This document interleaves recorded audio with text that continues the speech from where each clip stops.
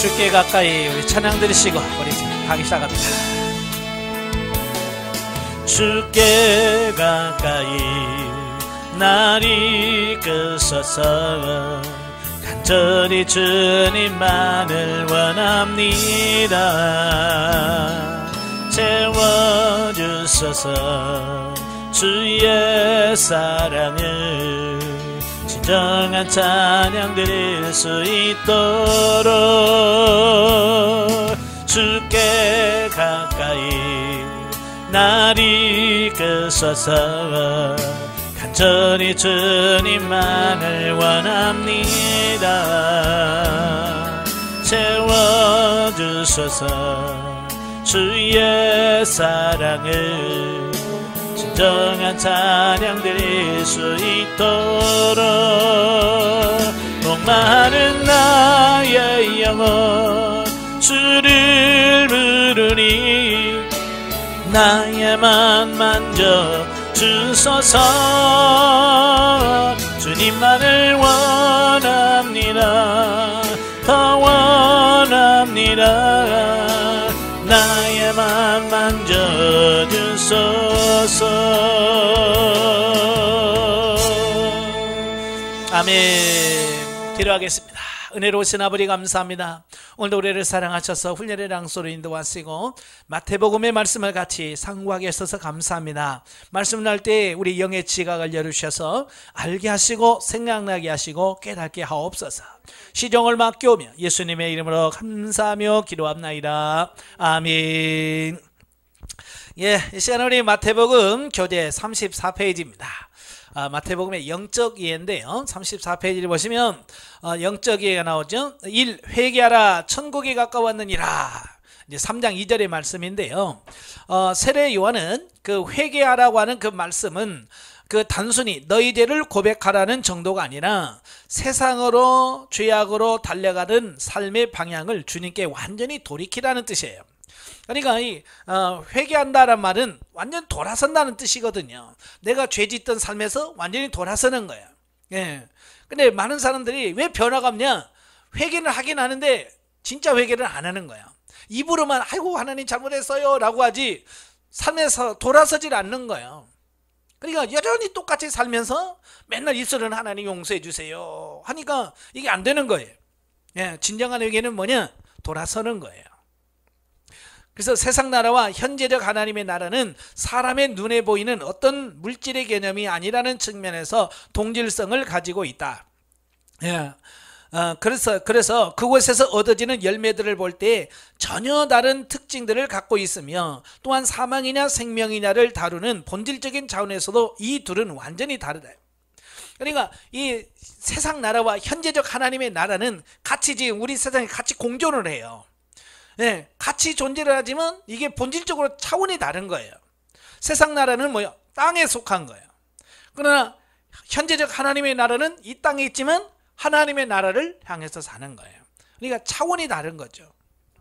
즉 현재적 하나님의 나라의 삶은 영적인 차원에서 진리의 말씀을 순종할 때 외적으로 보면 세상적인 삶과 동일하게 육신을 가지고 사는 삶인데도 영적인 차원에서 진리의 말씀에 순종할 때 그것의 영적인 실제가 이루어져서 그 삶이 하나님 앞에서 생명적인 삶으로 인정받게 된다라고 하는 겁니다. 이게 뭐냐? 이게 신비예요.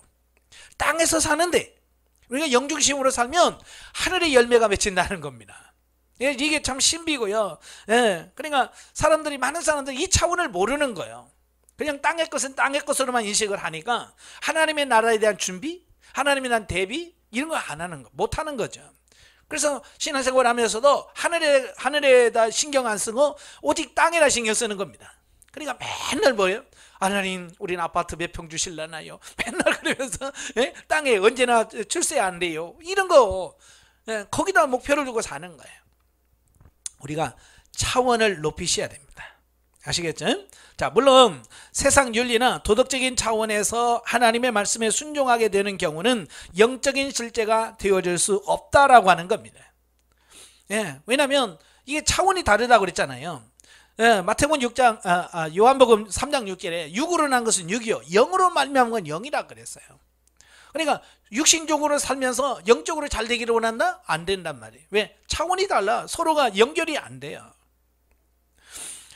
그래서 유대의 서기관들이나 바리새인들이 예수님으로부터 책망받은 이유도 바로 그들이 하나님의 말씀을 영적인 차원에서 순종하려고 하지 않고 세상의 윤리, 도덕적 또 율법적 차원에서 순종하려고 했기 때문에 그렇습니다.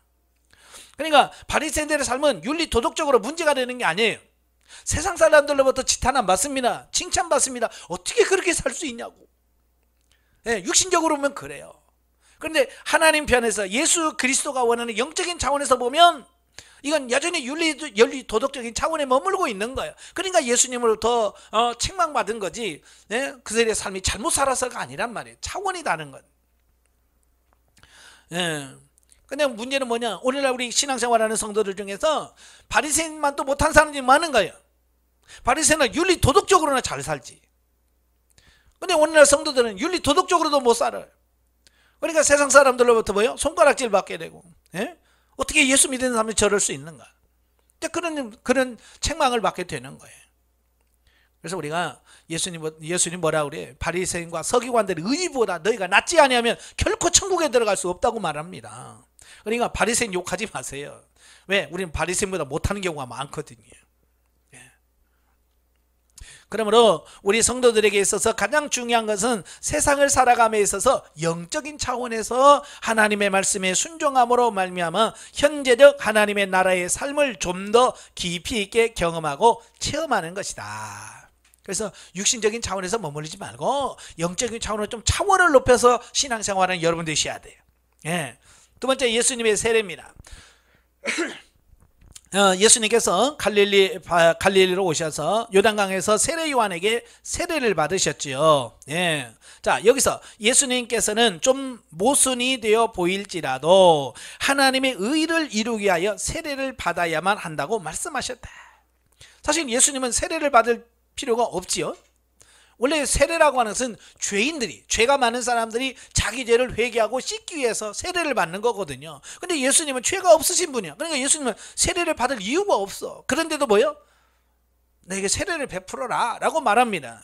예. 오늘날 사람들에게 있어서 옳고 그름의 판단 기준은 저마다 자기 생각, 내지는 세상이 주는 합리성에 근거를 합니다. 그러나 그리스도인으로서 간직해야 할 바람직한 판단 기준은 뭐냐? 하나님의 말씀이라고 하는 겁니다. 하나님의 말씀이 최우선시해야 돼. 그러니까 예수님이 야, 세례 좀 받자. 그러니까 요한이 뭐라고 그래요? 아니, 내가 세례를 받아야 되는데 어떻게 나보고 세례를 베풀라고 하십니까? 그러니까 뭐라고 그래요? 예? 그래야 모든 의를 이루는 것이 합당하니라. 이게 하나님의 뜻이라는 거야. 그러니까 우리의 삶의 어떤 행동의 기준이 뭐냐? 내 생각이 아니란 말이에요. 세례 요한은 아이고 내 생각에는 그게 아닌데요 라고 한다면 네 생각 말고 하나님의 뜻, 하나님이 이걸 받기를 원한다. 이게 하나님의 뜻이라고 하는 거예요. 그러니까 우리가 지금까지는 신앙생활 하면서 내가 중심이 되다 보니까 항상 뭘 해도 내가 중심이잖아요. 그래서 내가 하기 싫어. 나는, 그래서 자꾸 나는이란 말이에요. 근데 우리는 나는 그러면 안 되고 하나님의 말씀이 뭐라고 말씀하느냐. 그래서 내가 아무리 하기 싫어도 성경에서 하라고 하시면 어떻게 해야 돼요? 해야죠. 난 가기 싫어. 나 가기 싫어요. 그런데 주님께서 가라 하시면 가야 되는 거야. 왜? 내 행동의 모든 삶의 기준은 내가 아니라 하나님의 말씀이요 하나님의 뜻이기 때문에 그렇습니다. 그러려고 하니까 뭐가 돼요? 자아가 처리가 안 되면 이게 안 된단 말이에요. 예. 자아가 처리가 안 되면 주님이 아무리 말씀하셔도 에이 그거 싫어요. 제가 하기 싫거든요. 내가 처리가 안 되면 계속 그래. 순종이 안 나와.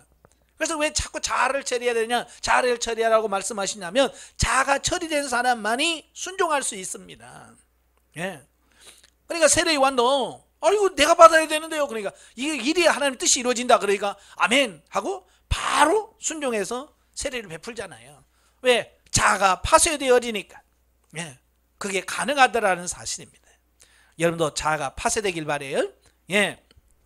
오늘날 우리도 가정, 사회, 교회에서 하나님의 뜻과 무관하게 자기 개인의 주장을 앞세우는 행위에 대하여는 제동을 걸고 오늘부터라도 우리의 모든 삶에서 하나님의 뜻이 이루어지기 위하여 기도하고 행함으로 삶 가운데서 하나님의 뜻이 이루어지는 자가 되어야 될 것이다.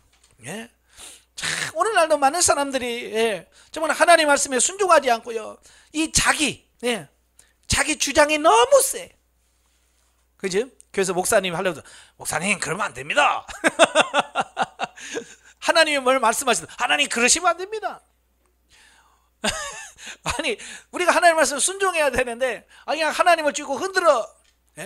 그게 안 돼요. 이거 그런 사람은요, 자기가 주인인 거죠. 그래서 빨리 자기 자아파세 꼭 돼야 됩니다. 자, 넘겨서 36페이지 보시면 예수님의 시험에 대한 부분입니다. 예수님의 시험. 그때 예수님께서 성령에 이끌려서 마귀에게 시험을 받으려고 광야로 가셨다 그랬어요. 자, 성령 충만 받은 자에게는 반드시 뭐냐? 시험이 뒤따른다. 그래서 하나님께서는 우리에게 은혜를 주시고 그 은혜를 충만하게 누리도록 하고 날마다 영적인 성장을 위해서 시험을 허락하신다라고 하는 겁니다. 그래서 이 세상에 사는 사람 치고 시험 없는 사람은 아무도 없습니다. 다 시험 들어요. 시험이 옵니다. 시험 없는 사람은 없어요. 그럼 우리가 시험이 오는데 이기느냐 지느냐, 이제 이게 문제인 거예요. 많은 사람들이 시험을 이기라고 할 때는 다 시험에 들어. 그지? 시험은 드는 거 아니라고 그랬어요. 시험은 드는 게 아니라 통과하는 거라고 그랬어요. 그래서 제 앞에서 목사님 나 시험 들었어요 그러지 말을 좀 제발. 시험은 드는 게 아니라고 통과하는 거라고요. 아시겠죠? 예수님은 보기 좋게 마귀의 3번의 시험을 다 통과하셨잖아요. 여러분도 시험을 통과하시길 바래요. 자, 4번 구제와 기도, 금식과 제물에 대한 부분이 6장 1절 34절에 나옵니다. 자, 그리스도인의 생활을 크게 나누면 육신적인 생활과 영적인 생활로 이렇게 나눌 수 있습니다. 좀 더 구체적으로 말하면 외적으로 볼 때는 똑같이 하나님의 말씀에 순종하는 것 같은데 어떤 경우에는 세상적인 가치관을 가지고 행동을 하고 또 어떤 경우에는 성령의 지도와 인도를 따라서 행하게 되는데 이 전자는 육신적이고 그러니까 세상적인 가치관을 가지고 사는 것은 육신적이란 말이에요. 자, 그러나 후자는 영적이란 말이에요. 성령님의 지도와 인도를 따라 사는 삶은 영적이고 생명적인 신앙생활이다 라고 볼 수 있습니다. 근데 문제는 뭐냐면 이 두 가지가 신앙생활이라고 하는 옷을 입고 나오기 때문에 우리가 분별하기가 어렵다는 겁니다. 그죠? 찬양할 때 똑같이 찬양하니까 누가 육신적으로 찬양하는지 영적으로 찬양하는지 여러분 꼭 집어서 저 사람은 육신적이다, 저건 영적이다 할 수 있어요 없어요? 이게 참 어려운 거예요. 왜냐면 육신적인 사람이 얼마나 더 영적인 사람보다 더 열심히 하는지 몰라. 그렇잖아요. 길거리에 가시면 그 이미테이션이라 가짜 파는 게 있잖아요. 모조품 파는 거. 어찌 그래 진짜 같은지. 그죠? 근데 진짜를 갖다 놓으면 진짜가 가짜 같고 가짜가 진짜 같은 거예요. 왜냐면 가짜니까 꾸며야 되는 거예요. 그러다 보니까 더 진짜 같은 거예요. 신앙생활도 마찬가지. 가짜인 사람들이 더 진짜같이 보인단 말이에요. 그래서 속으시면 안 되는 거예요. 그러나 본질적인 차원에서 이 둘은 완전히 다르다는 겁니다. 하나는 죽고 썩을 것이고 하나는 영원히 간수되는 생명적인 것이다 그 말입니다. 그러니까 육신적인 차원의 신앙생활은 아무리 잘해도 죽고 썩을 거예요. 만일 땅에 있는 우리 장막집이 무너지면 하나님께서 지으신 집이고 손으로 지은 것이 아니요 하늘에 있는 영원한 집이 우리에게 있는 줄을 아느니라. 쭉 말씀하시면서 이 장막에 우리가 짐진 것까지 탄식하는 것은 벗고자 함이 아니요 오직 덧입고자 함이니 죽을 것이 생명에게 삼킨 바 되려 함이라. 이건 뭐요? 사도 바울도요 이 땅에 살면서 어떻게 하면 생명적인 삶을 살아볼까 몸부림치는 겁니다. 그래서 탄식하는 것은 그랬잖아요. 내가 짐을 지고 탄식하는 것 같이 내가 탄식한다.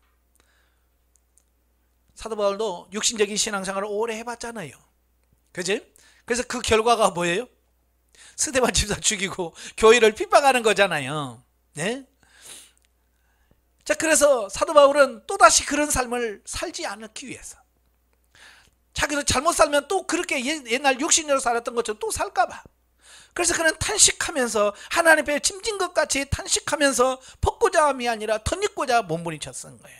우리도 이와 같은 것을 본받으셔야 돼요. 그래서 본문에 나타난 구제와 기도, 금식과 재물에 관한 교훈은 바로 이와 같은 진리를 말씀해 주고 있습니다.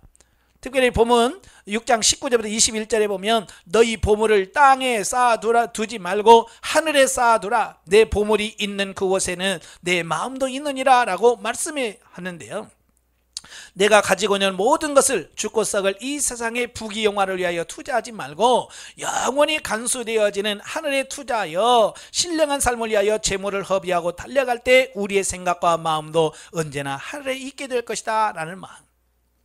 그러니까 우리도 그래요. 우리의 마음이 항상 어디에 있냐면 돈 있는 곳에 마음이 있어요. 그죠? 예. 자, 여러분도 마찬가지. 여러분 집 돈이 어디 주머니인지 모르잖아요. 그러면 내 돈 그러면 여러분 바로 호주머니가 갑니다. 돈 있는 데로 가요. 왜? 거기가 내 마음이 있기 때문에. 그래서 옛날에 쓰리꾼이라고 그러죠. 예, 소매치기들이 돈 있는 데를 어딘지 잘 모르겠다는 거예요. 그러면 일행 중에 하나가 내 지갑 그러면서 막 뒤진다는 거예요. 그러면 전부 다 이러고 있더라는. 그러면 딱 보면 저 사람은 안주머니 있고 저 사람 뒷주머니 있고 이게 다 나온다는 거예요. 그래서 딱 안다는 거예요. 예. 그러니까 여러분이 돈을 어디다 쓰는지를 보면 지금 여러분이 어디다 목표를 두고 사는지, 이게 돈이 생기는 대로 땅에다 투자하면 저 사람은 땅에 모든 게 있구나. 그지? 그냥 물질이 생기면 하나님을 위해서 심고 하늘을 위해서 하면 저 사람의 마음은 하늘에 있구나. 그러니까 돈을 쓰는 데를 보면 그 사람의 마음이 어디 있는지를 안다 그 말입니다. 그래서 여러분은 하늘나라에 투자하는 여러분 되시길 바라요. 땅에 투자하면 땅이 다 망할 때 같이 망하는 거예요. 예. 자, 5번 비판에 대하여. 비판을 받지 아니하거든 비판하지 말라. 너희가 비판하는 그 비판으로 너희가 비판을 받을 것이요 그랬죠. 자, 형제의 허물을 보고 반복적으로 그 형제를 비판하면 비판하는 자신도 그 형제가 지은 죄와 동일한 죄에 빠지는 경우가 많다는 겁니다. 이건 매우 흔한 경우예요. 남 흉보다 보면 어느새 자기도 배워가지고요 똑같이 그래. 우리 여성분들 보면 맨날 보이면 시어머니 욕해. 시어머니 흉보고. 그죠? 아이고 우리 시어머니 이렇다고. 근데 자기도 언제 보면 자기 시어머니처럼 똑같이 살고 있는 거야. 그러니까 욕하면서 배운다는 말이 있잖아요. 네? 흉보면서 배운다고. 그러니까 남을 비판하다 보면 자꾸 자기도 닮아가 버려요. 닮아가. 그래서 남을 비판하지 말라는 겁니다. 네? 하나님께서 우리들이 서로 비판하며 판단하는 것을 원치 않으시기 때문에 형제를 판단하는 사람에게 동일한 시험을 허락하시기로 한다. 예? 그래서 남에게 막 그러면 그래 너는 얼마나 잘해서 너도 한번 해봐. 그래서 하나님께서 똑같은 시험을 주면 자기도 어떻게 해요? 자기는 뭐 대단한 거라고 거기서 진단 말이에요. 그럼 하나님 말을 너나 똑같은데 왜 남 욕하냐. 아시겠죠? 그래서 남을 비판하고 판단하고 욕하면 하나님께서 그래 너도 한번 해봐. 너는 진짜 다른가 보자. 그래서 똑같은 시험이 온다 그 말이에요. 그래서 자기가 심판자가 되어서 형제를 비판하는 사람은 이미 그 시험에서 승리할 능력을 상실한 자이기 때문에 자기도 동일한 죄에 빠지게 된다. 하나님께서는 이를 통해서 비판하지 마라. 왜? 너도 똑같은 사람이니까. 네. 그러므로 우리는 정신을 차려서 자기 눈 속에 있는 들보를 보고 그 들보를 빼기를 힘쓰되 형제 눈에 있는 티를 보고 비판하고 정죄하는 죄를 범해서는 안 될 것이다. 다만 형제의 허물이 보여질 때 그 형제를 위해서 기도하고 형제를 위하여 아름다운 행실로서 본을 보여주는 것으로 비판을 대신해야 할 것이다. 예. 사람은 눈이 앞에 있어서 자기는 못 보고 남은 보게 돼 있어요. 그죠? 그래서 자기 모습은 안 보이고 남은 보인단 말이에요. 그래서 내 모습 보려면 자꾸 우리는 거울을 봐야 돼. 그렇죠? 거울을 통해서만 나를 볼 수 있지. 그냥 나는 내 모습을 못 본단 말이에요. 지금 저도 제일 가까운 눈썹이 몇 개인지도 모르고 지금 머리카락이 잘 됐는지 안 보여. 근데 거울을 보면 머리가 지금 잘못됐구나 이거 알 수 있는 거예요. 그래서 거울은 뭐냐? 상대방이 나의 거울이란 말이에요. 나를 볼 수 있는 거울이 뭐냐? 상대방이에요. 상대방. 그래서 상대방의 모습을 보면서 내 모습이 저렇구나 아버지 하면서 상대방의 삶을 보면서 나를 볼 수 있어야 돼. 근데 나를 못 보니까 아이고 왜 그런 식으로 살아, 왜 그딴 식으로 살아, 왜 그렇게 해 라고 상대방만 할 수 있는 건데 그게 내 모습인데. 여러분 거울 보면서 욕하세요?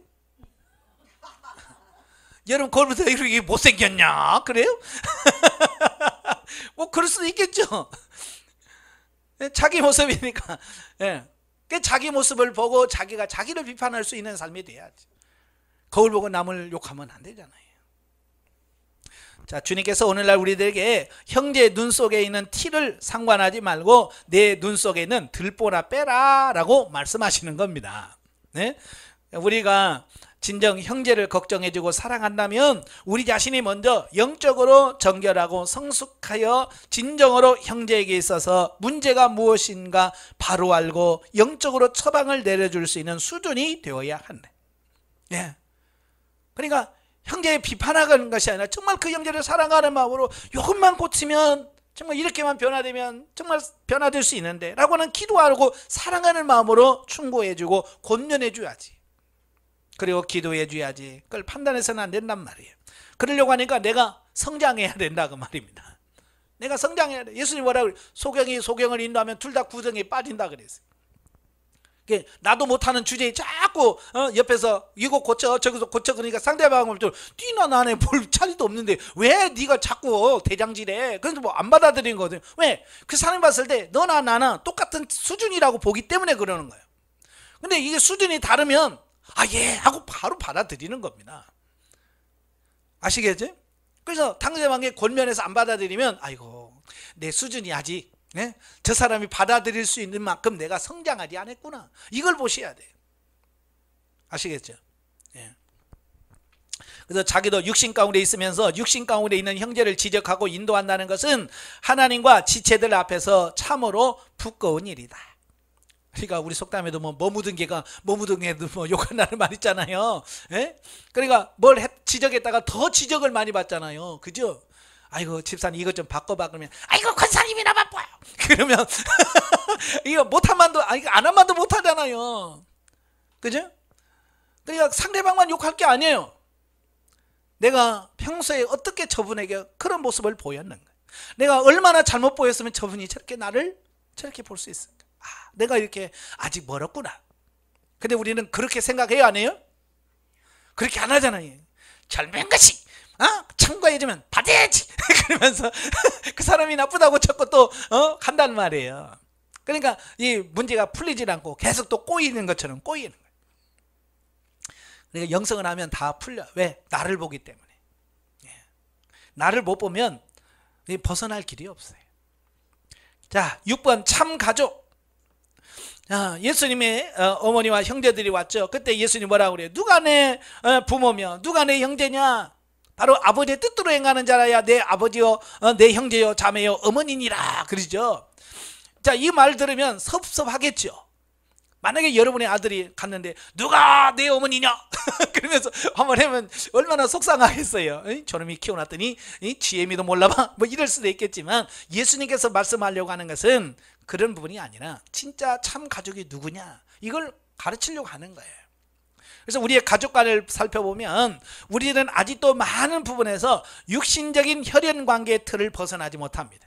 그죠?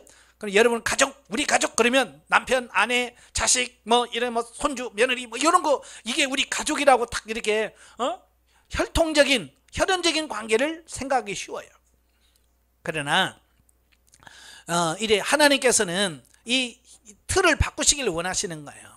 그러니까 우리가 가지고 있는 이런 부모와 자식이라는 개념도 이 세상에 한해서만 그게 가능한 거예요. 그죠? 그러니까 이 세상에 살아가면서 부모 자식 관계라고 하는 것은 몇 년이나 가겠어요. 예? 기껏 해봐야 요즘에 뭐 오래 산다고 해도 뭐 많이 가봐야 한 60년 70년 가지 않겠어요? 그죠? 내가 30살에 애들 낳았어요. 내가 100살에 죽어요. 그러면 그 부모와 자식 관계는 70년밖에 안 되잖아요. 그죠? 혈연적인 관계는 그런 게밖에 안 돼요. 유한한 한계성을 가지고 있는 겁니다. 부부도 마찬가지죠. 결혼했습니다. 부부가 됩니다. 근데 언제까지 부부예요? 죽어서도 부부입니까? 가끔 우리가 전도할 때 그냥 전도하려고 아이고 남편도 같이 천국에 가야지요 막 그러지만 천국 가서 너 여보 남편 할 거예요? 이 땅에서 지겨운데 또 천국 가서도 여보 당신 할 거예요? 예, 이 땅에서만 여보 당신이지 하나님의 나라 가면 아이고 형제님 자매님 그러면 나 하나님의 자녀요. 그럼 부부도 없어. 가족이라고 하는 게 없어요. 하나님이 아버지시고 우리 모두는 다 형제 자매인 거예요. 그러니까 어찌 보면 이 세상에서 결혼 관계라고 하는 것은 계약 결혼인 거예요. 언제까지? 죽을 때까지만 죽을 때까지만 우리 부부로 삽시다. 이래서 계약하면서 결혼한 거, 이 땅의 결혼은. 근데 그게 전부라고 생각한다 그 말이에요. 부모 자식도 마찬가지예요. 뭐 영원히 뭐 부모 자식인 줄 아세요? 이 땅에서 살 때만 부모 자식 간의 관계고 그 이후에는 그게 아니에요. 그래서 우리 육신적으로는 그 관계가 분명한 한계가 있다. 그럼에도 불구하고 우리들은 육신적인 가족관계의 틀을 벗어나지 못하고 거기에 육신적인 애정과 열심과 온 정력을 합니다.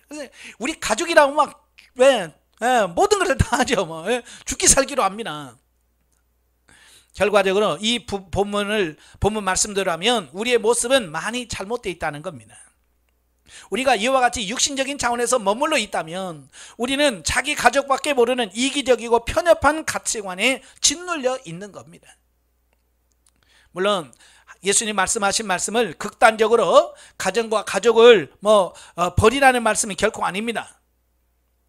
우리의 육신이 영혼의 능력으로 통제받고 잘 다스림을 받아야 하는 것처럼 우리의 육신적인 가족도 영적인 차원에서 승화되어서 영적인 가족관으로 바뀌어야 한다라고 하는 말을 하고 있는 겁니다.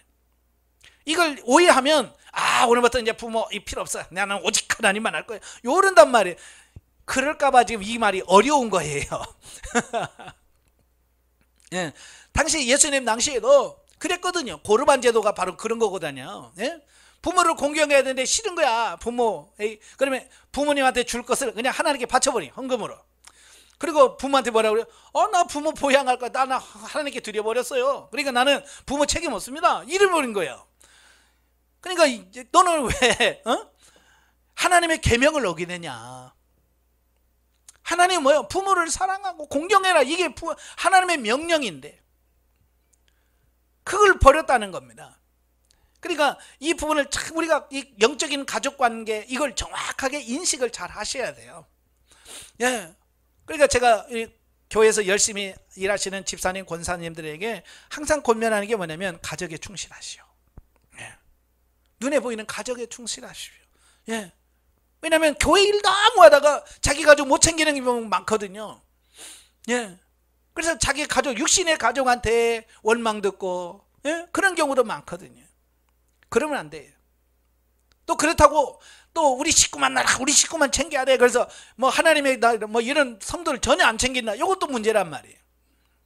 그러니까 이 가치관의 변화가 참 중요하다 그 말이에요. 그래서 참된 그리스도인은 결코 육신에 얽매여 자신만 육신적인 자기 가족만 생각하지 않는다. 성장한 사람은 둘 다를 신경 쓰는 겁니다. 육신의 가족도 잘 돌보고 영적인 가족도 잘 돌보는 이런 게 중요하다 그 말이에요. 그래서 참된 그리스도인은 이미 육신적인 가족 개념을 초월하여 예수님처럼 하나님 아버지의 뜻대로 행하는 모든 형제자매들이 진정한 자신의 가족이라는 사실을 알아서 그 개념에 합당한 삶을 살고 사랑을 실천하는 사람들이다. 네. 그러니까 저도 이제 예전에는 우리 교회, 우리 교인, 우리 성도, 내 교인 이런 거에 많이 신경을 썼거든요. 근데 어느 단계 가니까 그런 게 없어지더라고요. 예, 그냥 하나님 믿는 형제는 다 오래된 형제처럼 그냥 가까워지고요. 이 차별이 없어져. 예. 그러니까 예전에 안양에서 목회할 때 제가 누구든지 오면 똑같이 대하거든요. 그러니까 우리 성도들이 등록된 성도들이 좀 서운했나 봐. 그죠? 자기 교회는 안 챙기고 왜 똑같이 대하나? 더 이렇게 웃음 주고 막 해야 되는 그렇잖아요. 근데 똑같이 대하니까. 예. 우리 교인 남의 교회는 없어요. 똑같아. 예, 바로 이게 뭐냐? 영적인 차원에서 보니까 다 하나님의 자녀라고는 이 공통점에서는 똑같은 거예요. 여러분도 마찬가지 그게 없어져야 돼. 근데 아직까지 그게 못 벗어나니까 아직도 내 식구, 내 가정, 또 우리 교회 요것만 딱 매여가지고요. 그걸 뛰어넘지 못한단 말이에요. 뛰어넘으셔야 돼. 아시겠죠? 그 다음에 7번째 씨 뿌리는 비유. 이건 천국의 특성에 대한 부분을 말씀해 주는데요. 자, 뿌려지는 씨는 하나님의 말씀이고 밭은 사람의 마음을 비유하고 있는데, 하나님의 말씀이 사람의 마음밭에 뿌려질 때 밭의 형편에 따라서 그 결실의 결과가 다르다는 것을 말씀하고 있습니다. 그러니까 씨가 문제가 아니라 밭의 문제란 말이에요. 이 밭은 우리 마음 상태를 말한다고 그랬죠. 참 저도 이제 시골에서 어릴 때 자랄 때 보니까 그래요. 똑같은 씨인데, 그죠? 똑같은 씨앗인데 밭에 따라서 맛이 다른 거 있어요. 그죠? 그러니까 예를 들어 고구마도 이 밭에 심을 때 맛하고 저 다른 밭에 고구마 똑같은 종자예요. 똑같이 종자를 내서 심었는데도 여기 다르고 저 맛이 달라요. 예. 그래서 저희 어렸을 때 보면 저희 어머니는 야, 여기는 고구마 맛없어, 저기다 심어야 돼. 그래서 맨날 거기다 심고, 또 같은 데 계속 반복해서 심으면 안 되잖아요. 또 여기 올해는 여기 심고 내년에 여기 심고 이렇게 돌아가면서 심잖아요. 예? 밭이 그만큼 중요한 거예요. 그러니까 똑같은 하나님의 말씀을 들어도 그 사람의 마음 상태가 어떠냐에 따라서 똑같은 강의지만 누구는 은혜 받았다고 그러고 누구는 시험 들었다고 그러고 누구는 은혜 못 받았다고 그래. 그게 뭐예요? 말씀이 문제가 아니라 받아들이는 마음 밭, 상태에 따라서 다르더라 그 말입니다. 자, 그래서 첫 번째가 길가에 떨어졌다 그랬잖아요. 자, 길가라고 하는 것은 사람들의 왕래가 잦아서 그 길이 굳어지고 단단해지는 것을 말합니다. 곧 사람의 마음이 인생사에 시달리고 세파에 휩쓸려서 복음을 접해도 그 복음을 쉽게 받아들이지 않는 경우를 말합니다. 그죠? 보통 사람들은 길가에서 예수님 믿으시오 그러면 그냥 쳐다보지도 않고 듣는 척도 안 하고 휙 지나가 버리잖아요. 왜? 길가이기 때문에 말씀이 들어갈지를 않아요. 말씀을 던져도 그냥 툭 튕겨 나오는 거예요. 왜? 길가는 너무 단단해서. 그래서 복음을 받아들이는 데는 기본적인 심적 자세가 되어 있지 않다 보니 천국 복음이 그 마음밭에 떨어져도 심기우지 못하고 겉돌게 되는데, 그와 같은 상태는 즉시 마귀가 와서 불어버릴 때 말씀을 잃어버리게 되는 것이다 그랬어요. 그래서 길가와 같은 심령들은 어떻게 해야 되겠어요? 계속 그렇게 놓으면 말씀이 들어갈 수 없겠죠. 그래서 갈아엎어야 돼. 길가는 갈아엎으면 됩니다. 저도 시골에 가보니까 옛날에는 도로였는데, 옛날에는 신장로라고 그러죠. 시골에 신장로였는데 새로 길을 뚫으면서 이제 곧바로 뚫면서 옛날 도로가 이제 그냥 묵은 땅이 된 거예요. 그러니까 사람들이 그냥 가만둡니까 그걸? 또 호미 고행이로 다 파가지고 밭 만들어 버렸어요. 그래서 옛날에는 여기 옛날에는 도로였는데 지금 하면 다 밭이 됐어. 그런 거예요. 아무리 길가 단단해도 갈아엎고 하면 거기서 곡식이 자라는 밭이 된다 그 말이. 그래서 갈아엎어. 하나님께서 갈아엎으시는데 뭘 주겠어?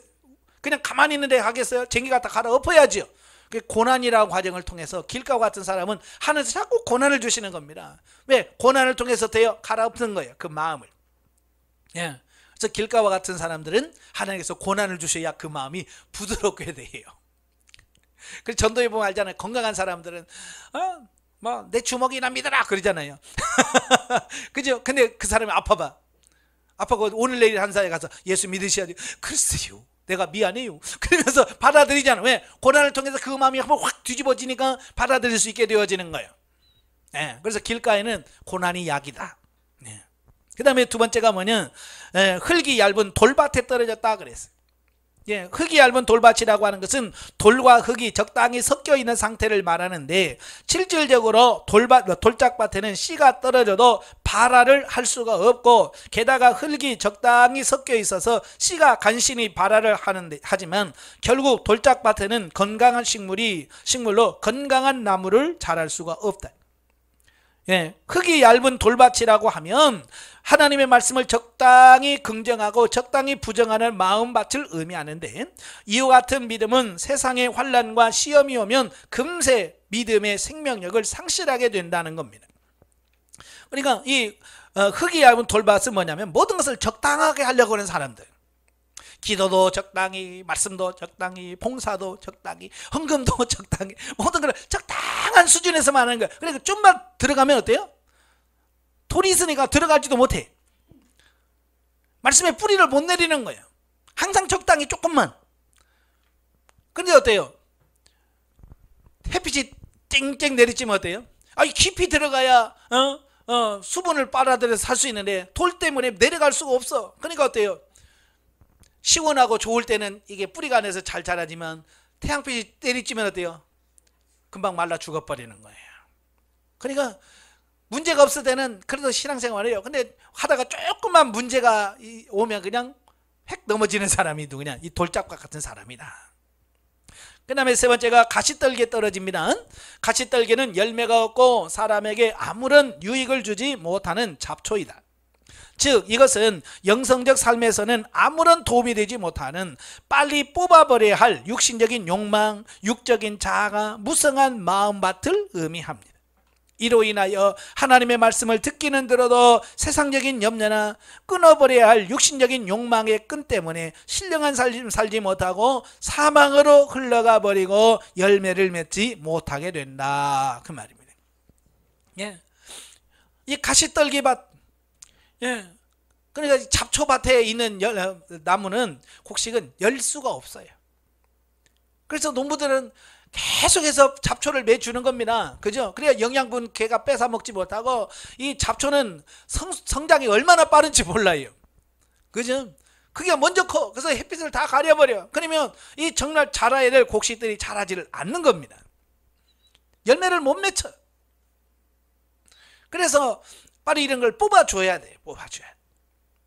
참 예전에 보면 그래요. 저희 어머님이 좀 욕심이 많으셨어요. 그래서 감나무 밑에는 사실은 농사가 안 돼. 그죠? 근데 그 밑에 노는 땅이 아까운 거예요. 아까워. 그래서 그 밑에까지 파고 다 심어요. 그래서 그늘에서 많이 잘 이길 수 있는 게 들깨. 들깨는 이게 좀 햇빛이 덜 있어도 자라요. 근데요, 이 그늘 타면요 키가 엄청 커요. 사람의 키보다도 막 더 큽니다. 제가 어렸을 때 들어가면 감나무 밑에 들어가면 저보다도 막 들깨잎이 더 커. 근데 문제는 뭐냐? 가을에 꽃 피고 자빠졌어. 다른 거 그냥 깨떨어야 되는데 그때 꽃 피고 자빠졌어. 이거 언제 꽃 피어서 열매 맺어 이거. 그렇잖아요. 지금 열매 매를 새카맣게 열어야 되는데 그때 꽃 피고 앉았으니 언제 이게 설이 내리면 팍 삶아지잖아요. 그늘에서는 자랄 수가 없어요. 근데 저희 어머니는 꼭 심으시더라고요. 네. 그래서 그 이파리 열매를 못 먹고 깻잎 따라가 깻잎김치 담아 먹고 막 그런 거, 그건 좋아요. 연해서. 자, 이건 뭐냐면 육신의 욕망이라든지 이런 게 꽉 너무 있으면 하나님의 말씀이 들어가서 뿌리를 내릴 수가 없습니다. 그래서 이런 육신의 생각이라든지 이런 걸 빨리빨리 처리하는 게 중요합니다. 자, 다섯 번째는 좋은 땅이죠. 예, 좋은 땅이란 옥토, 곧 세상 풍조에 길들여지고 재리와 세상의 염려 등 잡초와 돌짝들을 다 골라내고 식물이 잘 자라도록 가꾼 땅을 말합니다. 예. 다시 말하면 세상적이고 육신적인 것들로부터 분리가 되어 오직 하나님만을 추구하는 단순성, 또 순수성을 유지하고 있는 사람의 마음을 말합니다. 이와 같은 사람은 어떤 환경이나 사건, 상황에서든지 하나님의 말씀이 떨어지더라도 그 말씀으로 인하여 풍성한 열매를 맺게 될 것이다. 그래서 23절에 보면 좋은 땅에 뿌리였다는 것은 말씀을 듣고 깨닫는 자니. 그러니까 옥토라고 하는 것은 뭐냐? 말씀을 듣고 깨닫는 자를 말합니다. 그러니까 설교를 듣든 강의를 듣든 아버지 맞습니다 라고 깨달아지는 것이 뭐냐? 옥토가 됐다는 얘기입니다. 예. 그래서 여기서 깨닫는 자라고 하는 것은 하나님의 말씀 곧 진리 지식을 하나님이 주시는 지혜와 명철로 분별하고 깨달아서 그 말씀대로 살아가는 자를 말한다, 그 말입니다. 그래서 여러분들 이제 성장하면 지식의 말씀 연사와 지혜의 말씀 연사가 실제가 되어지면 정말 하나님 말씀을 들으면 그 말씀이구나, 이 말씀이네 라고 알아져진단 말이에요. 알아지고 끝나는 것이 아니라 그 말씀대로 순종하고 사는 그 단계까지 가셔야 돼. 자, 아홉 번째 이제 율법과 복음에 대한 부분입니다. 예, 예수님께서 율법과 복음에 대한 부분을 말씀하시면서 천국의 제자된 서기관마다 마치 새 것과 옛 것을 곳간에서 내오는 집주인과 같다라는 말씀을 합니다. 자, 예수님은 이 모세의 제자라고 할 수 있는 유대 서기관들과 대조시켜서 당신의 제자들을 뭐라고 얘기하냐면 천국의 제자된 서기관이다 라는 말을 씁니다. 자, 모세의 제자들은 율법은 배웠으나 천국의 비밀은 몰랐기 때문에 여기서 새 것과 옛 것은 구약의 율법과 신약의 복음을 가리키는 겁니다. 그러니까 옛 것은 구약의 율법이고 새 것은 신약의 복음을 의미합니다. 그래서 예수님 시대 유대 서기관들의 문제점이 뭐냐면 율법과 조상들의 전통에 매여서 언제나 그것만을 반복하고 거기에 만족하고 있었다라고 하는 겁니다. 예수 그리스도께서 신약 복음을 전했는데도 불구하고 그 복음을 배제하고 옛 것만 자꾸 찾는다 그 말입니다. 예, 율법만 자꾸 찾는 거예요.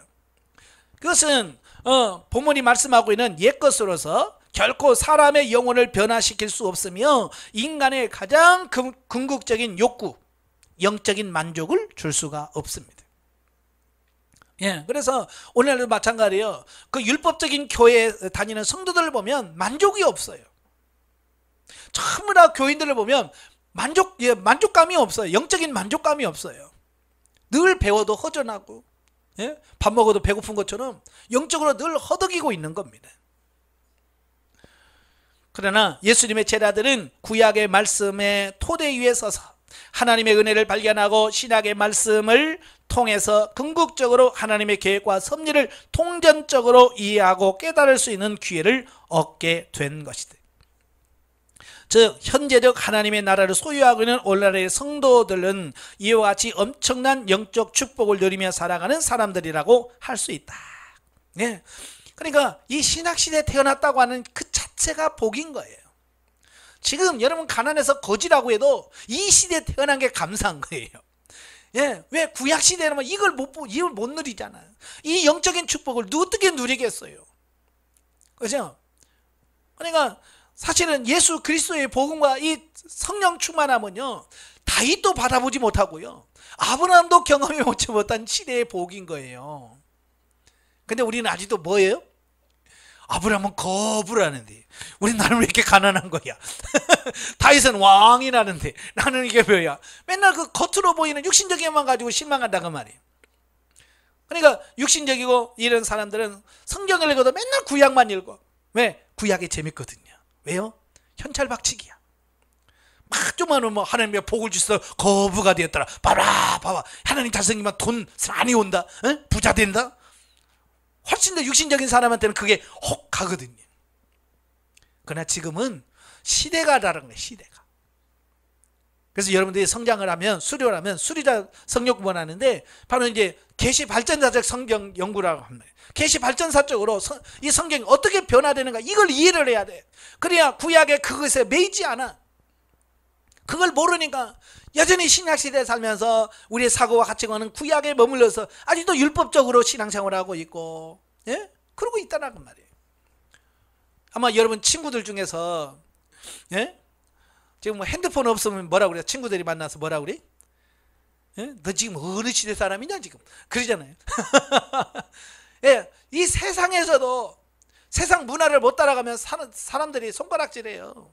그건 잘하면서 왜 영적으로는 왜 2000년 전 거, 2000년 이전 것을 왜 매어서 아직도 그러고 있냐고요.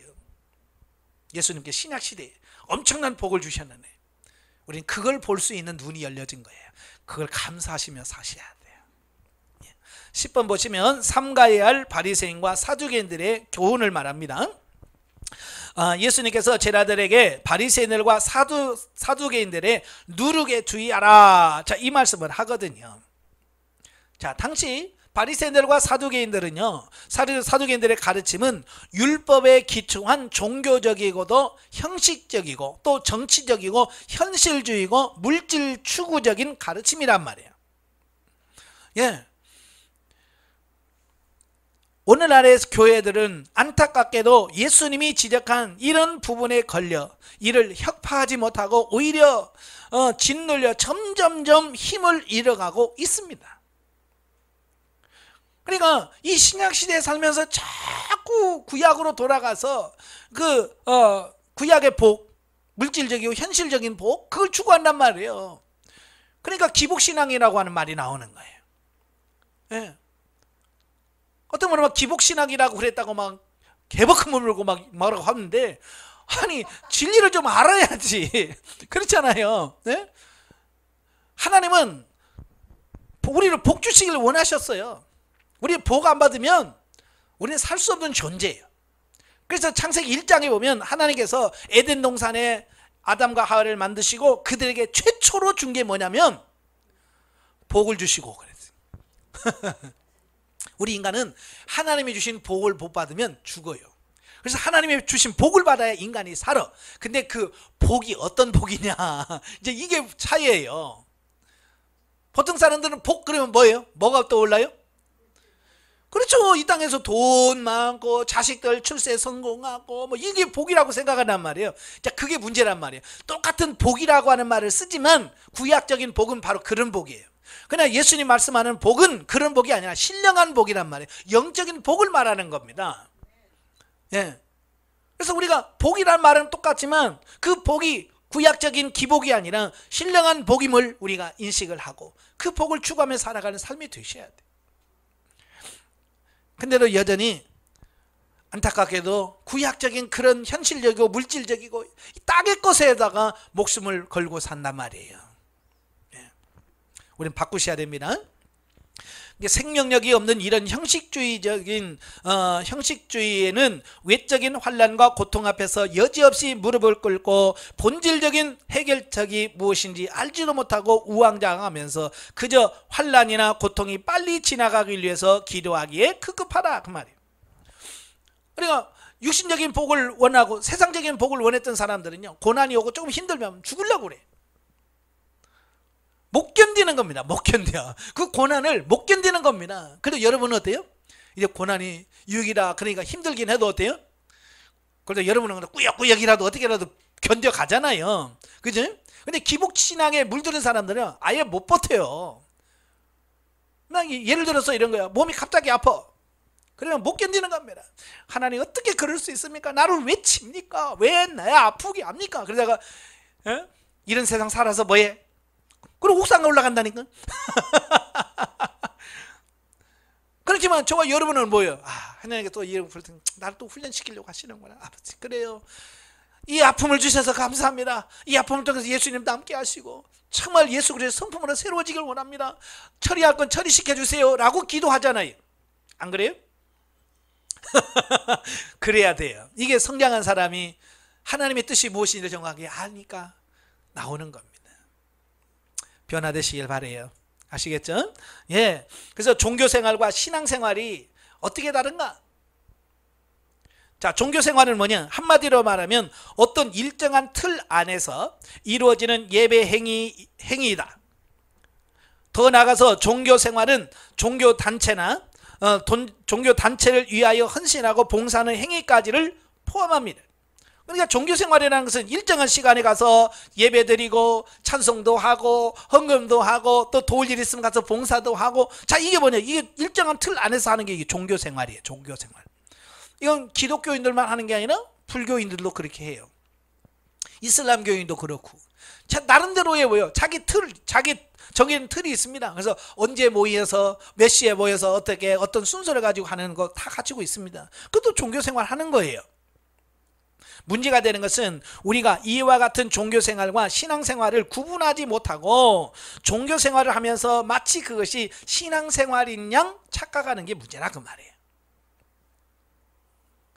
물론 종교생활을 극단적으로 정지하는 것은 아니라 나름대로의 틀과 질서 또는 행위로 표현되는 부분이 있을 수 있다. 그러나 그것은 본질적인 신앙의 문제가 수반될 때만이 그 의미가 살아나는 것이다 라고 하는 겁니다. 그러니까 종교생활 자체가 나쁜 게 아니라 그걸 신앙의 본질적인 문제가 해결된 다음에 예배드리고 본질적인 하나님과 관계가 있으면서 헌금도 하고 이래야 되는데 그게 없이 헌금하고 봉사하고 이게 다 있다고 생각하니까 문제라 그 말입니다. 자, 이것이 구약 이스라엘이 멸망한 원인이에요. 여러분 이스라엘이 망했잖아요. 북이스라엘이 망하고 남유다가 망해요. 근데 망하는 이유가 뭐예요? 종교 생활 안 해서가 아니에요. 하나님 안 섬긴 게 아니에요. 안식일마다 그들은 모였습니다. 하나님께 번제물 안 드렸, 아니요. 절기 때마다 번제물 다 드렸어요. 오직 했으면 미가서 6장에 보면 뭐라고 그래요? 나는 너희가 드리는 그 천천만만의 수양과 강수 같은 기름에 내가 배불렀다. 얼마나 많이 드렸으면 하나님이 야 나 배불러 할 정도로 많이 드렸어요, 제물. 근데 문제는 뭐냐? 하나님을 사랑하는 그 본질적인 신앙의 문제가 없는 거예요. 하나님을 경외하고 공경하는 그 본질적인 그분이 없는 거예요. 그냥 형식적으로 하는 거예요. 그러니까 말라기에서 뭐라고 그래요? 심지어 뭐라고 그랬어요? 누가 성전문을 달아서 저렇게 제사를 드리지 못하게 했으면 좋겠다라고까지 말씀하신단 말이에요. 예. 그러니까 망하는 거예요. 오늘 우리도 마찬가지예요. 종교적 열심만 가지면 안 돼요. 우리가 하나님이 원하시는 신앙생활, 하나님과 영적인 관계가 맺어져서 그 하나님과 관계 속에서 찬양이 나와야 그게 진짜 찬양이고, 하나님과 관계 속에서 내가 헌금을 드려야 그게 진짜 헌금이고, 예? 그 안에서 드려졌을 때 봉사가 진짜 봉사가 되는 거예요. 근데 그게 없이 하니까 이건 종교생활에 그치는 겁니다. 그러면 신앙생활이란 뭐냐? 사도 바울이 특별히 로마서나 갈라디아서 통해서 율법과 복음, 육체와 영혼의 차이를 설명하고 있는 것처럼 성부 하나님께서 계획하시고 성자 예수님께서 성취하시고 성령 하나님께서 완성하신 그 놀라운 구원의 복음을 듣고 믿고 순종하여 영적으로 거듭나 변화를 받고 훈련하여 그리스도인의 장성한 분량에까지 자라 놀라우신 삼위일체 하나님과의 깊은 교제 가운데서 하나님을 찬양하고 경배하는 인간의 전인적인 삶이 신앙생활이다. 꼭 신앙생활에 교회 가서 앉아서 주여 그래야만 신앙생활이 아니란 말이에요. 하나님과 동행하는 우리의 모든 삶, 심지어는 내가 하나님과 동행하면서 직장생활합니다. 그것도 역시 신앙생활이에요. 아시겠죠? 집에 가서 살림합니다. 바로 그것도 신앙생활이 되는 거예요. 하나님과 동행할 때 그게 가능한 거예요. 교회에서 신자인 듯 하다가도 교회를 나서면 불신자와 별반 차이를 못 느끼고 세상과 돈과 온갖 육신적인 압력에 굴복하고 만나는 것은 그것은 그 사람의 생활이 다분히 종교 생활이었을 뿐 예수 그리스도와의 지속적 영적 교제를 통한 신앙생활은 이루지 못한 때문이라고 말할 수 있다. 우리 한번 반성해 봐야 돼요. 혹시 나도 지금 종교 생활하고 있지는 않는가? 바리새인과 사두개인들의 누룩에 취해 있는 교회와 성도들이여, 이제 우리는 귀를 열어 주의 음성을 듣는 자들이 되어야만 한다. 주관하는 교회와 성도들을 살릴 길은 달리 없다. 종교생활에서 벗어나셔야 돼요. 자, 11번 신앙 고백 위에 세워지는 하나님의 교회. 베드로가 그러죠. 주는 그리스도시여 살아계신 하나님의 아들이십니다. 그랬잖아요. 자, 이렇게 확실하고 분명하게 고백되어진 신앙 고백의 터 위에 하나님의 교회는 세워진다 그랬어요. 그러나 이러한 주님의 약속이 당시에 현실적으로 이루어진 것은 아니었다. 우리는 이 부분을 잘 정리하고 이해해야 할 필요성이 있다. 자칫 우리는 자신이 듣고 머리로 이해하고 입으로 고백하는 것이 영적인 신앙생활의 실체인 것으로 착각하는 경우가 많다. 육신적으로 듣고 이해하고 고백하는 등 일련의 행위들과 영적 실제의 삶은 전혀 다른 것이다. 그러니까 육신적인 삶과 영적인 삶이 다르다는 거야. 육신적인 사람도 똑같이 성경 공부하고요, 깨달아서 나름대로 입으로 하나님 고맙습니다, 하나님 최고입니다 라고 고백할 수 있습니다. 그러나 그렇다고 해서 그게 진짜 영적인 생활이냐? 영적인 생활에는 영이 기본이 돼서 영을 바탕으로 신앙생활할 때 영적 생활이 되어지는 거예요. 그런데 육신적인 사람도요, 진짜 성경 많이 아는 사람은 진짜 많이 알아요. 제가 언젠가도 설명드렸죠. 제가 전도사 때 서울 대림동에서 개척교회 교육전도사로 있었어요. 근데 제가 뭐 집도 없고 그래서 교회 앞에 조그마한 기도실이 하나 있었어요. 그래서 그 기도실에서 자면서 제가 기도하면서 신앙생활한 적이 있어요. 근데 앞집에 권씨야. 권 씨는 술을 좋아해 원래. 이분이 꼭 술을 드시면 밤 11시, 12시, 1시쯤이면 교회 와서 문을 두드려.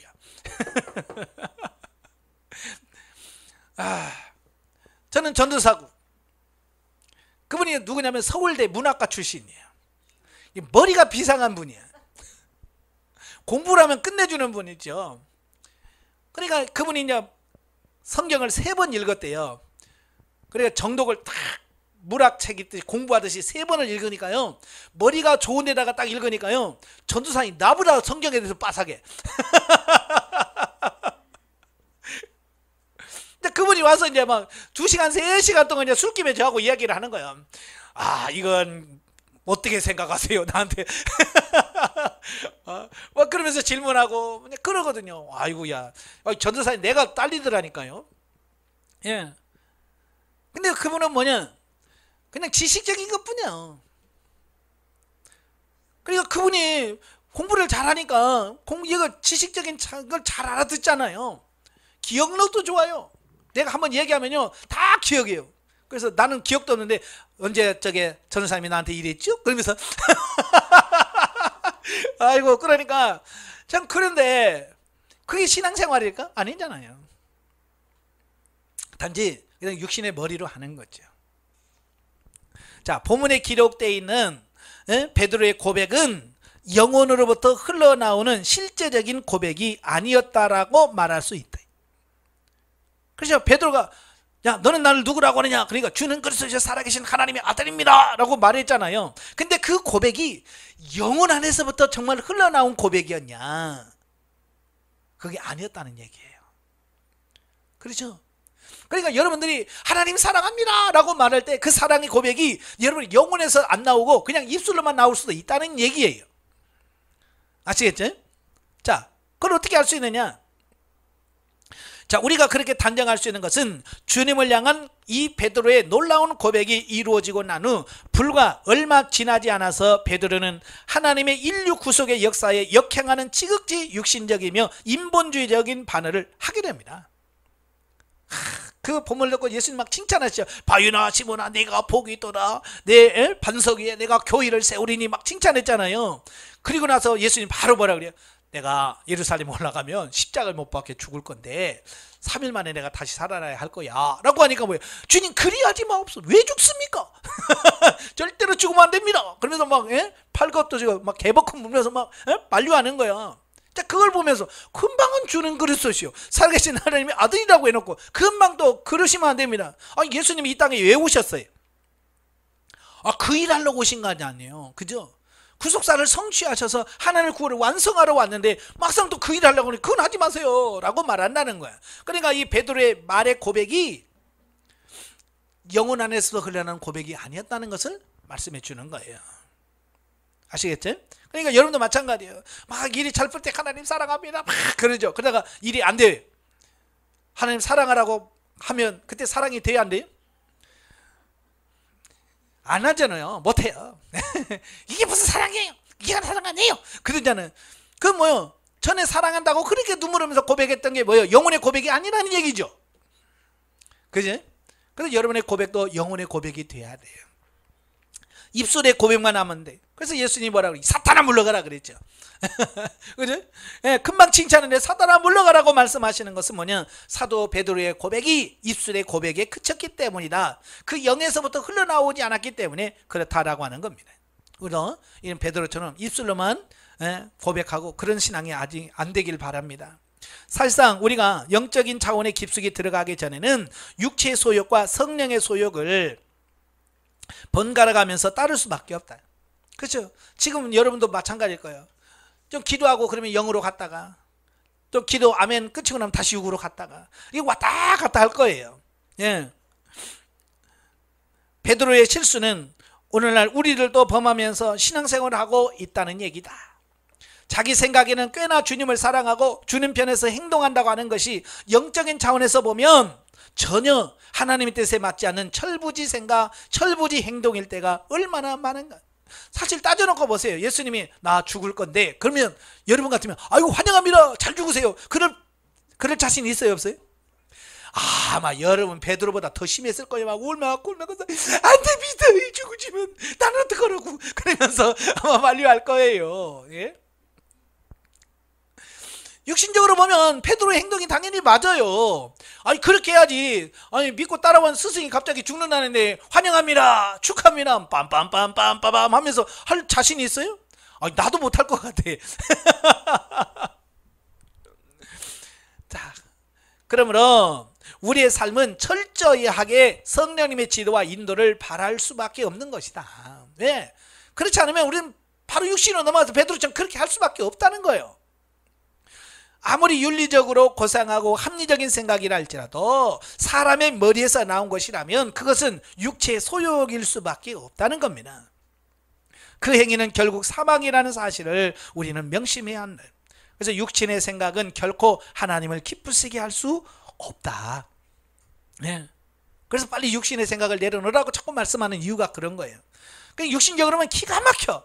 네. 그런데도 주님은 그 기뻐하지 않으시는 거예요. 자, 갈라디아서 6장 16, 17절에 보면 육체의 소욕과 성령의 소욕에 대한 부분을 말씀해 주시는데요. 자, 더 나아가 악한 마귀는요, 우리 육체의 연약한 부분을 타고 들어와서 가장 합리적이고 가장 고상한 생각을 집어넣어 결과적으로 하나님의 뜻에 역행하게 만듭니다. 자, 이 부분은 사단이 아주 이 부분은 특화된 존재들이에요. 모든 걸 정당화시키고 아주 기가 막히게 이론적으로 막 만들어서 말합니다. 예, 처음부터 그랬으니까요. 아담과 하와에게 야 먹어 그냥 먹어 그랬어요? 예? 만약에 그랬다면 안 먹었을 거예요. 그렇죠? 무작정 막 협박하면서 먹으라니까 그러면 안 먹었을 거예요. 근데 뭐라고 그랬어요? 이거 먹으면 너 하나님같이 돼. 예. 지금 그 아담과 하와 속에는 하나님처럼 되고 싶어하는 그 욕망이 있는 거예요. 그냥 그걸 아니까 그걸 아주 살살살 긁어서 진짜 그래 이거 먹으면 진짜 하나님처럼 되는 거야? 이론적으로 기가 막히잖아요. 이것만 먹으면 된다는데 여러분 안 먹겠어요? 예? 먹겠어요 안 먹겠어요? 나 같아도 먹겠어요. 예. 이론적으로 너무 기가 막힌 거예요. 아담과 하와가. 아니 그 사단의 꼬임이. 그러니까 넘어가는 거예요. 오늘날도 마찬가지예요. 왜 많은 사람들이 이단에 왜 넘어갑니까? 얼토당토 않는 말을 합니까? 아니에요. 이론적으로 기가 막히게 맞아요. 그죠? 이론적으로 그럴 것 같다. 그러니까 넘어가는 거지. 얼토당토 않기 때문에 넘어가는 거 아니에요. 그래서 우리가 영적 분별력이 있어야지 그렇지 않으면 넘어갈 수밖에 없습니다. 예, 그러므로 성도된 우리들은 이 부분에 늘 주의를 기울이고 하나님 편에 서서 영적인 기준을 가지고 판단하고 행동하는 습관을 길러야 됩니다. 왜? 그렇지 않으면 우리도 속을 수밖에 없기 때문에. 단 우리가 베드로와 같이 실수하는 상황에서 낙심하지 말 것은 사실 우리의 신앙생활에 있어서 이와 같은 실수들이 성숙으로 나아가기 위한 과정으로 너그럽게 받아들이지 않는다면 우리는 진리의 말씀으로 세워질 수가 없다. 그러므로 어떤 측면에서는 실수라고 하는 것은 우리에게 좋은 스승이 될 수 있다는 것이다. 별명의 왕 에디슨이 그랬잖아요. 실패는 성공의 어머니다. 그러니까 수백 번 실패를 해야 성공이 하나 딱 되는 겁니다. 예. 그래서 실패를 두려워하지 말고 계속해서 반복해서 하다 보면 성공하게 돼 있는 거예요. 그러니까 저도 가끔 여러분이 그러잖아요. 여러분 실패를 두려워하지 마라. 실수를 두려워하지 마라. 배우면 된다. 예. 실패해놓고 이래서 내가 실패했구나 라고 해서 그 부분에서 철저하게 바뀌면 예? 그것이 결국 자기 자신을 세우는 게 중요한 거예요. 그래서 문제는 실수를 인정하느냐 아니면 인정하지 않고 육신의 고집을 세워가느냐 하는 데 있다는 겁니다. 많은 사람은 실수했다고 해도 자기 실수를 인정을 안 하잖아요. 즉 실수를 실수로 생각하지 않고 자기의 생각을 합리화시킬 때 사단의 올무에 빠져서 그로 말미암아 범죄의 깊은 수렁 속에 빠지게 되는 것이다. 그러므로 우리는 생활 속에서 실수를 실수로 인정하고 진리를 깨달아 날마다 새로운 삶을 살아갈 때 그리스도의 장성한 분량에까지 자랄 수 있을 것이다 그랬어요. 세상에도 그래요. 자기 실수를 인정하고 쿨하게 받아들인 사람은 그걸 대인배라고 그래요. 앞으로 더 잘 될 수 있는 가능성이 있는 겁니다. 근데 소인배들은요 죽어도 자기 잘못을 인정하지 않습니다. 그러니까 여러분 이제 가정에서부터 내가 잘못했으면 내가 잘못했다라고 인정하는 그 습관을 가지시길 바래요. 아니 부부관계에서 자존심 세워서 뭐 할 거요? 그렇잖아요. 근데 그 자존심 때문에 고집을 계속 피워. 아닌 줄 알면서 안 돼, 싫어, 안 해. 이런다면 왜? 이래 가정에서부터 내려놓는 훈련을 하십시오. 아시겠죠? 예. 자, 12번. 현재적 하나님 나라의 신령한 복. 세베대의 두 아들, 세베대의 그 아내죠. 어머니가 와서 하나님, 예수님께 부탁을 하죠. 청탁을 합니다. 예, 주님의 나라에 있을 때 하나는 주의 우편에, 하나는 좌편에 앉게 해주세요. 그러잖아요. 요즘으로 말하면 뭐요? 우의정, 좌의정 시켜달라는 거예요. 그러니까 좋은 자리 다 돌라는 얘기죠. 그러니까 치맛바람이 이때부터 있었어요. 그러니까 치맛바람 오늘만 있는 게 아니고 옛날부터 이미 있었어요. 아마 자식 잘 되게 하려고 하는 것은 부모의 누구의 동서고금을 망가라고요. 다 누가 똑같은 마음이에요. 그죠? 만약에 여러분 자식이 출세한다면 여러분 가서 무릎 꿇고 빌지 않겠어요? 그렇잖아요? 못하겠어요? 자존심 때문에? 하죠. 내 자식 잘 된다는데. 예? 예를 들어서 회사가 좋은 직장이 있는데 거기 들어가면 되는데 안 해. 나는 내가 빌어서 된다 것 같으면 나는 가서 무릎 꿇고 제발 좀 우리 아들 좀 받아달라고 그럴 거예요. 이건 뭐 자식을 사랑하는 마음이기 때문에 그래요. 예, 그럼요. 자기인사가 없어요. 그러니까 이거 보세요. 자기 아들들을 출세시키기 위한 어머니의 육신적인 노력에 대하여 그것이 잘못된 생각이었음을 깨우쳐 주시는 예수님의 가르침이다. 그 세상에서는 그럴 수 있어. 그러나 하나님의 나라는 그게 아니라는 얘기예요. 예. 당시 예수님을 따르던 제자들과 많은 사람들은 한결같이 하나님의 나라와 이 세상 나라를 구분하지 못했습니다. 자, 이게 문제예요. 예. 이 세상 나라와 하나님의 나라를 구분을 못하는 겁니다. 그래서 철저하게 예수님의 말씀을 오해합니다. 그래서 예수님이 어서 빨리 고통과 억압에서 자기들을 구원해 주시기만을 바랐다. 이 말은 무슨 말이에요? 예, 육신의 문제가 해결될 계기만을 학수고대했다는 말이에요. 그러니까 예수님이 왜 오셨는가? 우리의 죄 문제를 해결하시고 우리 영혼이 죽을 수밖에 없는 우리를 영혼이 살리는 우리를 위해서 예수님 오셨구나. 이게 아니라 빨리 예수님이 왕 되어야 그때 로마 군인들을 딱 쫓아내고 독립하고, 그죠? 또 옛날 솔로몬과 다윗처럼 떵떵거리면서 큰 소리 치면서 살아갈 수 있는 그게 목표가 된 거예요. 그러니까 예수님의 제자들도 왜 예수님을 따랐냐? 바로 그게 목적이 되어서 따라온 거예요. 여러분 영성훈련 왜 받습니까? 여러분 영성훈련 왜 받아요? 예, 말로는 예수님 닮으라 하지만 사실은 이렇게 닮으면 좀 복 안 주실라나? 그죠? 이렇게 기도 좀 하면 하나님께서 아파트 하나 안 당첨시켜 주겠지? 예? 이제 그런 거죠. 우리 속에는 은근히 저 속에는 다 육신적인 기대를 갖고 있는 겁니다. 이건 부정 못해요. 저도 처음에 영성훈련 받게 된 것도 이렇게 하면 교회 부흥된다고 그래서 제가 열심히 품은 것도 바로 그런 거예요. 이렇게 하면 교회가 되겠다. 교회가 부흥되겠네. 그런 거예요. 그래서 남달리 열심히 한 게 뭐예요? 빨리 어떻게 내가 영성이 되어야 교회가 부흥될 것 같으니까 열심히 했던 거예요. 근데 하나님께서는 어때요? 제가 열심히 하면 할수록 성도를 빼는 거예요. 그러니까 처음에는 그것 때문에 고민 많이 한 거예요. 아니 영성을 하면 없던 성도도 붙여주시고 그래? 막 와야 되는데 있던 성도들마다 나가는 거야. 참 희한하게. 성도들이 자꾸 줄어들고. 그러니까 내가 이게 맞아 틀려 이런 고민을 진짜 많이 했던 거예요.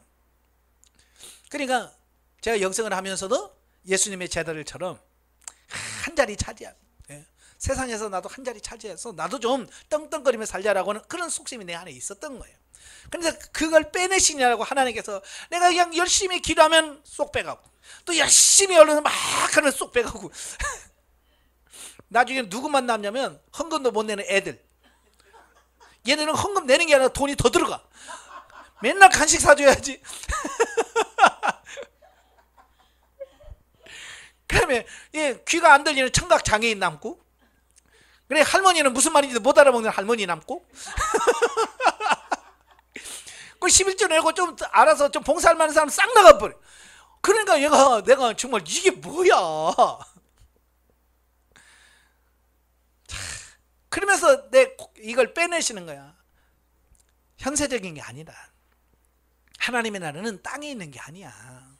그걸 바꾸시려고 그렇게 하신 거예요. 그래서 지금은 이제 그런 게 없어졌어요. 예.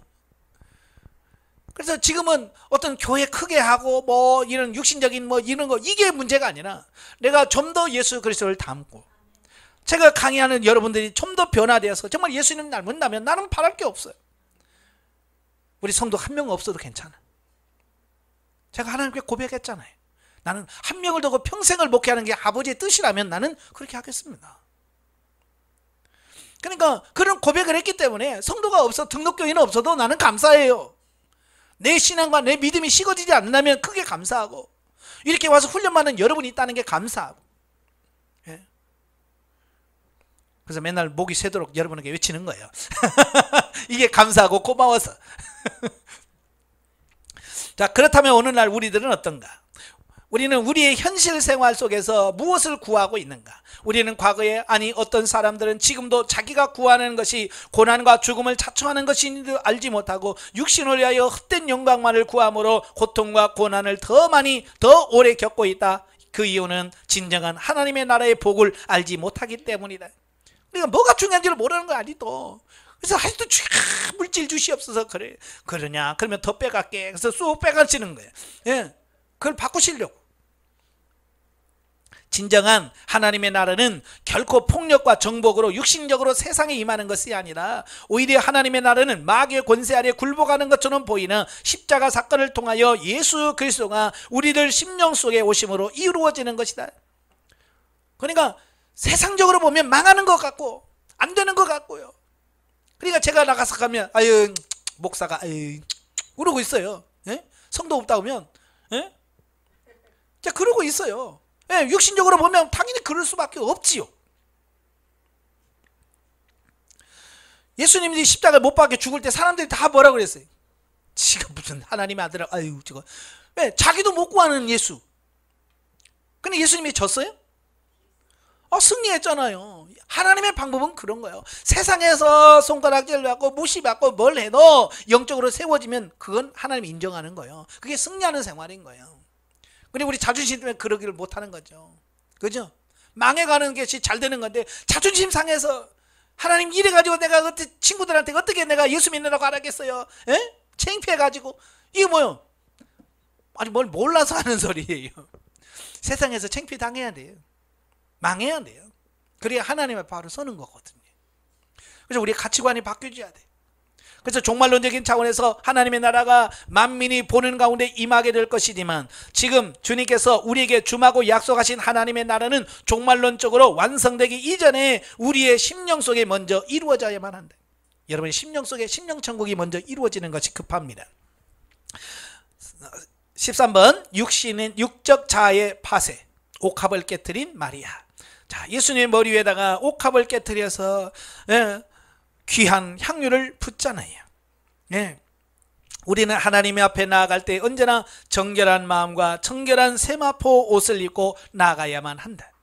물론 근본적으로 예수 그리스도의 십자가의 사건을 인하여 그 사건이 우리의 영혼에 주관적으로 적용됨으로써 우리가 그의 공로를 힘입어 하나님의 나라에 갈 수 있게 되어집니다.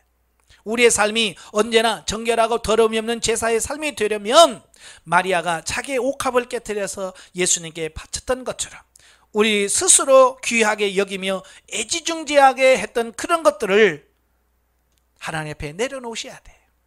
그게 뭐냐? 내 자존심. 정말 이 자존심을 애지중지하지요. 예? 그 다음에 내 기준, 내가 가지고 있는 어떤 틀, 자아, 이걸 다 내려놔야 돼. 이걸 과감하게 깨뜨릴 때 우리의 영혼이 흘러나와서 진정한 제사, 영적 제사를 드릴 수 있는 것이다. 이게 자아 파쇄가 안 되면 여러분 옥합이 그 안에 기름이 들어있잖아요. 향이 들어있잖아요. 이걸 깨트려야 나오는 거지. 그걸 단단히 봉해놓은 상태는요, 아무리 뭐래도 그 향이 풍겨나올 수가 없어요. 우리 자아가 깨져야 우리 안에 영의 향기가 풍겨나올 수 있는 겁니다. 14. 성도를 온전케 하시는 예수님. 예수님께서 제9시에 소리 지르면서 나의 하나님 나의 하나님 어찌하여 나를 버리십니까? 이렇게 기도하죠. 자, 하나님께서는 결국 우리 성도들의 영혼을 살리시기 위하여 육체를 버리십니다. 육체를 버리신다는 말의 뜻은 육체의 욕망을 따라 사는 육체를 성령의 뜻에 따라 사는 육체로 변화시켜 주시기 위하여 우리의 육체를 진리로 다스리신다라는 겁니다. 주님이 십자가에 죽으셨던 것처럼 우리도 주님과 동일하게 우리의 육체가 다시 태어나만 진정한 승리의 삶을 살 수가 있습니다. 그래서 예수님이 십자가에 죽으신 것은 우리 육이 죽어야 된다고 하는 것을 상징적으로 보여주는 겁니다. 그러니까 예수님도 육체에 죽기 싫어서 할 수만 이 잔을 내게서 옮기시면 안 됩니까? 라고 기도하잖아요. 그죠? 근데 하나님 뭐라고 그랬어요? 말씀 안 하셨죠. 왜요? 예수님의 기도가 하나님의 뜻과 안 맞았기 때문에. 그래서 결국 예수님은 죽잖아요. 바로 우리 육이 죽어야 사는 역사를 보여준 거예요. 그래서 예수님이 죽으시니까 어때요? 성소 휘장이 위에서부터 아래로 쫙 갈라졌죠. 이 말씀은 역사적 실제 사건입니다. 그러나 이 사건이 주는 영적인 의미는 뭐냐? 하나님과 사람 사이에 가로놓았던 장막이 찢어져 갈라짐으로써 예수 그리스도의 공로를 힘입어 성도들이 하나님 앞에 직접 직구하고 하나님을 만날 수 있는 길이 열렸다라고 하는 것입니다.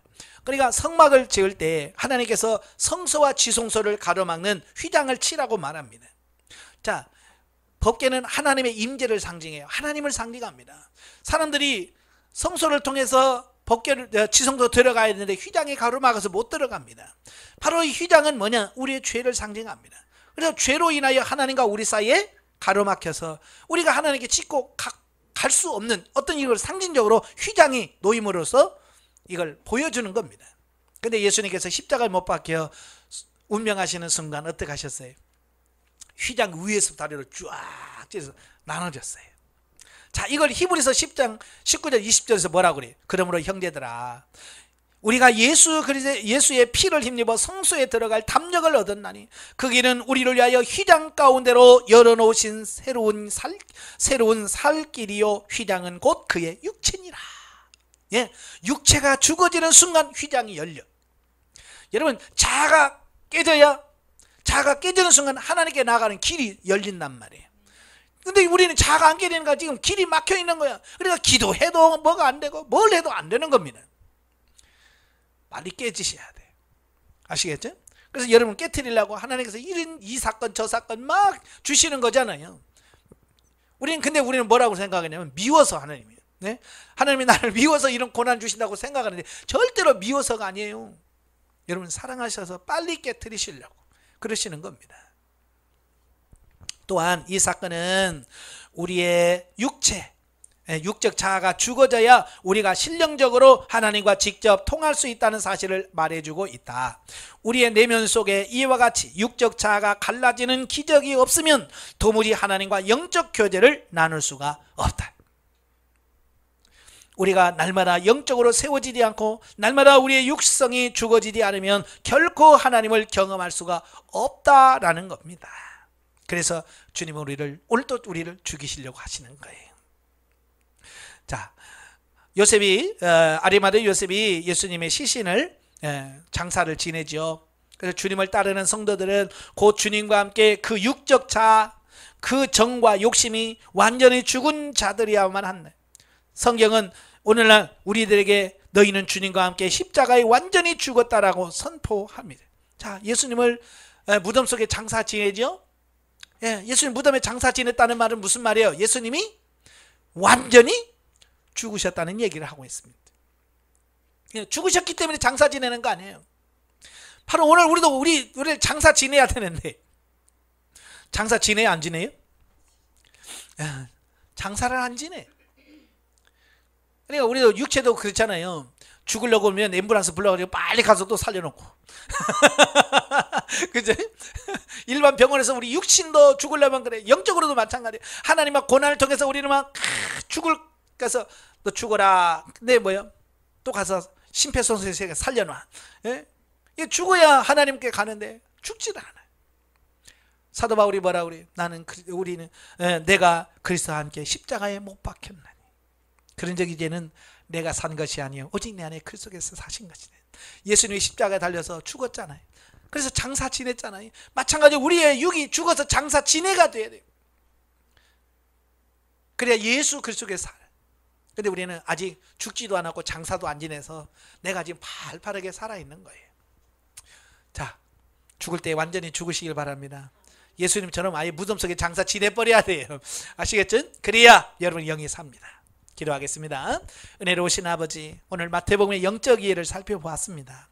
우리가 늘 듣는 말씀이지만 또 이렇게 영적으로 새롭게 듣게 하셔서 감사합니다. 우리가 깨달을 수 있는 은혜를 허락해 주시고 이제는 깨닫는 수준에 멈추는 것이 아니라 이제 그 말씀대로 사라지는 단계까지 갈 수 있도록 우리를 도와 주시옵소서. 예수님의 이름으로 감사하며 기도합나이다. 아멘. 하나님께 영광드립니다.